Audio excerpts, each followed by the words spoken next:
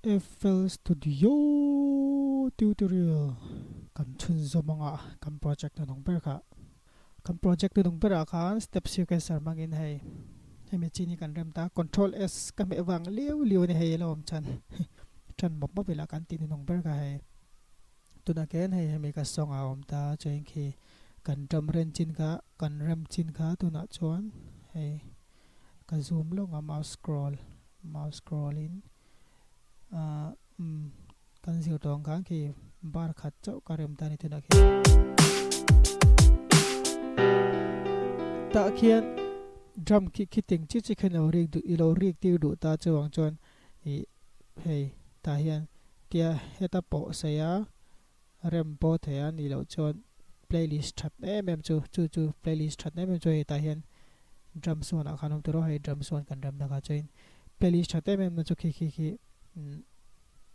kan slice lo at lai bar khatin a chaw slice na kan share to kha ten si ni kha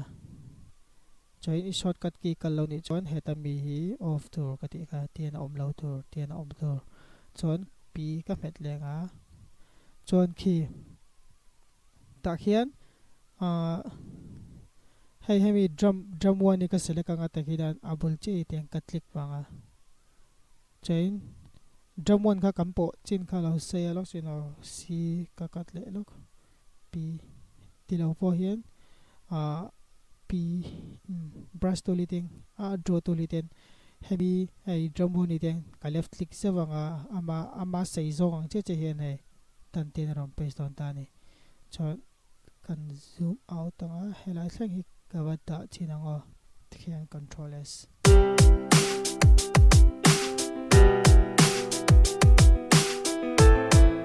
khi tikhen in shenga tiknan pi ti ham pattern siam dang kan thita pattern akhan i tu chon drum roll chau te khai siam nga drum roll na lai kha i tlai tikhinan hei pen roll ne khan dang nam lo ni hei baring kari hemi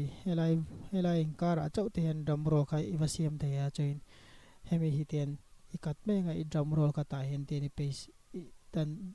pattern kai sia banga drum roll i tianga chain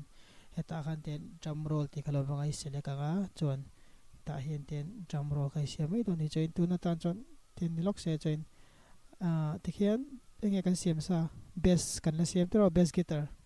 control s chain bass guitar kan ti vele nga chain ka ti thin dan chu tem bass guitar hi ten ka select le nga chain tlai da hian akar kha lo pen du le azom pe kan ti thene ke ti kol hian akar ol da le te na lo basic lai thang hi ka ti don ta de te na hen chen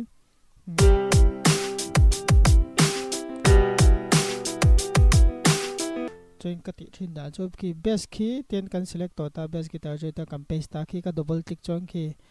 bass kan pattern sim na kha ro lang ani lo pon hen lo kha channel ra ka te ni met cho ka nga bu bass be ki campaign ro lang chon ki kilo lang ta ka play chin ma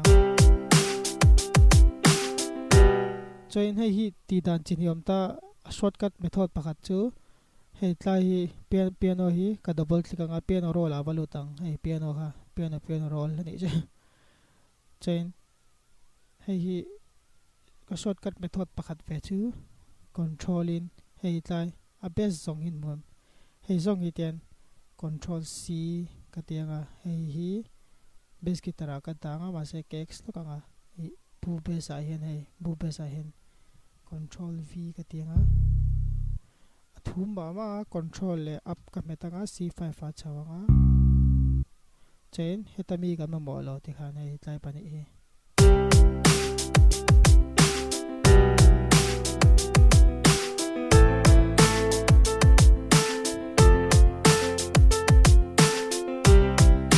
chain hetlai hi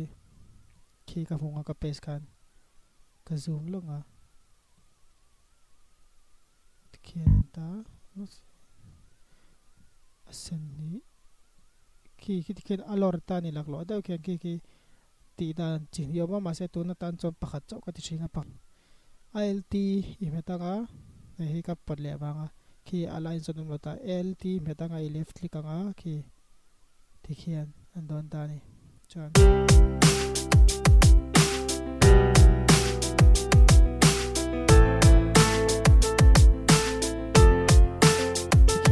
tikhian ti thea join control a delete iti theile dam pakhat chu nong mani rem ve thei ta ni chu I rem don ta ni kick roll te khan angkal ti ve ta le tro dung dung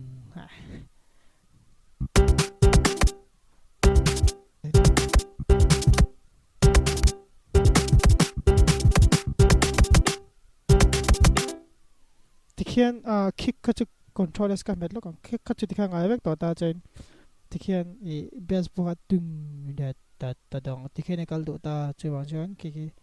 ka control C nga ka control V ka meta chen tian C themi ta hina kal ta ne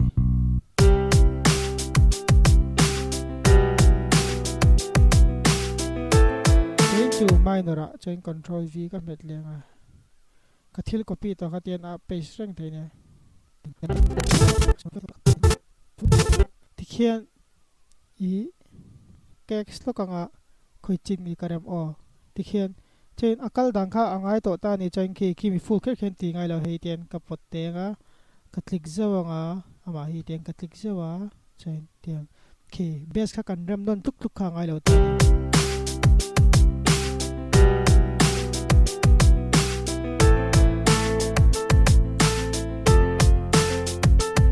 tian ki tikhian bonga I tikhan helai zong hi enlawi kan ti vele chin longa hei bass guitar hi ka paste lang lo nga tian chon helai bi khi enlawin ti ve chinang drums kha one a chon step sequencer kan mangta ke step sequencer kha chon tuna chon drums 2 ka select anga ta heng ka paste anga drums 2 hi chu tlai pali bass guitar ang chicken tlai tuna chon hei drums 2 ka danga ki FPC khan hei metal preset ka open ta chai ka piano roll vele nga chai dichini mi ang khan drums kan ti vele ang ma se piano roll kan rem thung don tinan chu chan ka ti chinang kan ni den ka zoom ina hei hitbox te bera ka da thin tian chai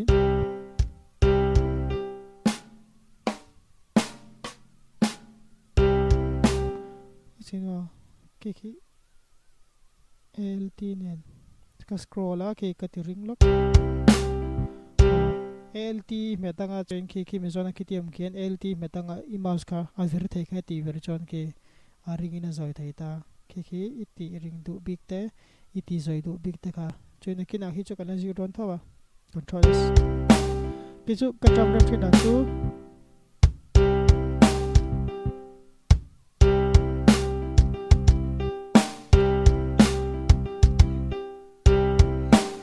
tikhian ke chu ka drum ram thin dan chu up kick le lo chawi snare chawi ka rem ma sa thina high level chu ka rem thin da all samta che ki ka control C nga je akal dan chu nang de tlang pui to dona chen chin khan lo thleng hai for thleng to ni kha chen ten control C control V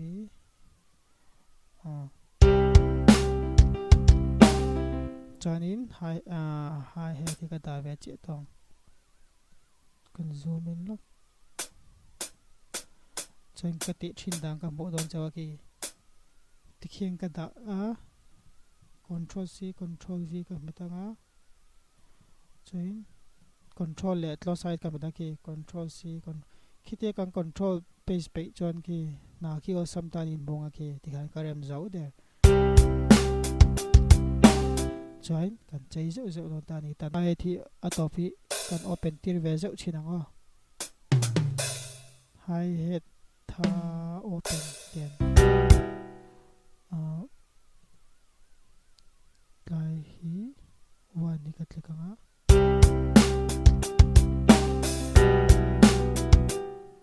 ta te hen kan thlak thei ta this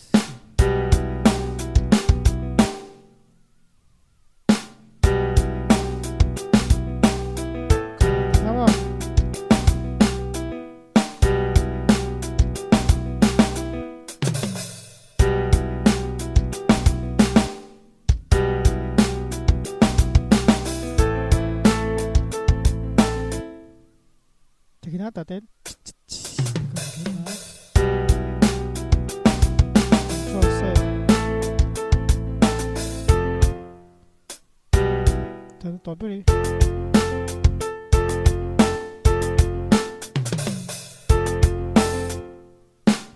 control ที่เรา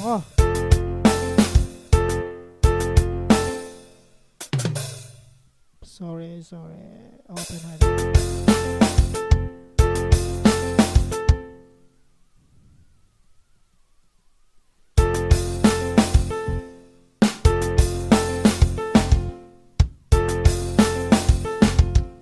ให้ที่เตียงกับวอกที่เรา open จะจ้ะ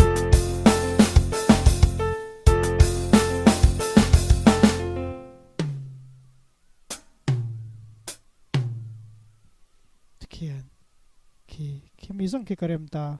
control s kameta kx lokang chain kan playlist kan venang ki tikhian control s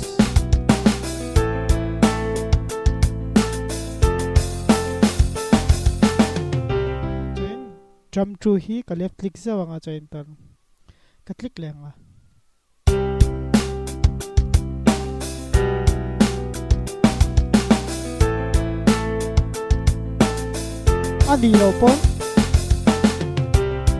ani lo pon hai hi tiang kek sanga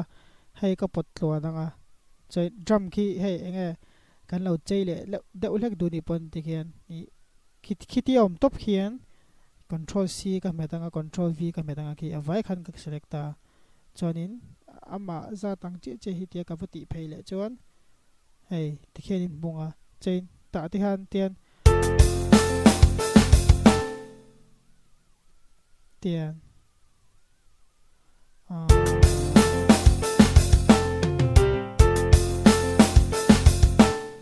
khian snare ro khian khres da ta la chani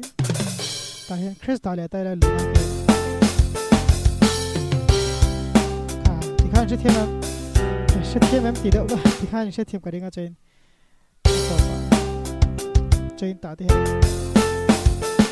ta te ben jam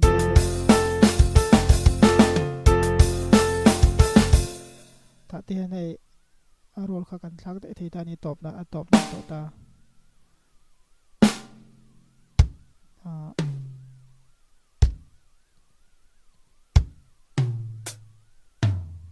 floor tom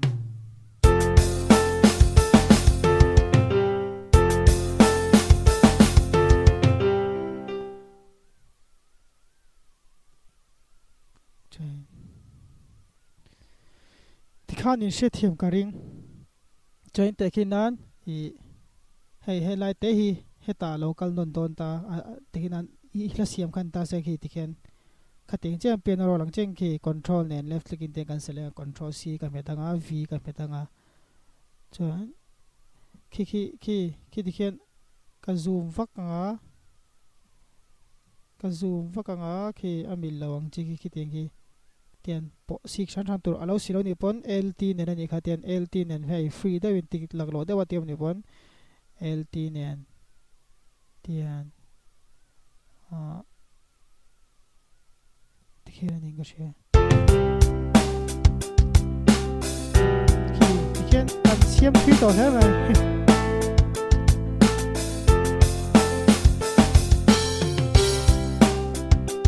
ka tikhan step sequencer le drum spot da cha thiam to ta chain china ka swe kha te na hai drum si heta hian aro lai chawi ka da du ta ni chain drum si tiang ka tilok anga ka kat phenga chuan ka zoom lokang khonga aro na lai kha sequencer on lu ma che kheng ka du ta tian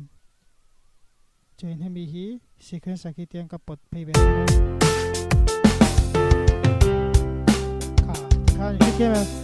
tikhan enge in song to dong khan in rem don ta ni tikhen chon tikhan tu pe don ta chon idu to ke la tikhan playlist le pattern man da kan them to ta chon hei hi video masago soi to ka project kan no pen chin dong ati kai masaber khan ta petran man tam pok la thiam lo ki petran ke no pakhat chiom ta chen hei hi ka la siam hi ki tunai pen ro le lo a step sequence ram ta pen ro lo ki in monga petran pakhat in karem zau ka ti ken a symbols te po he tiang te ka la mangani hi oi kan pet chin oh thì cần thiểm tắc tắc mà cái bộ tình đấy à chịu tụi cái tạ tên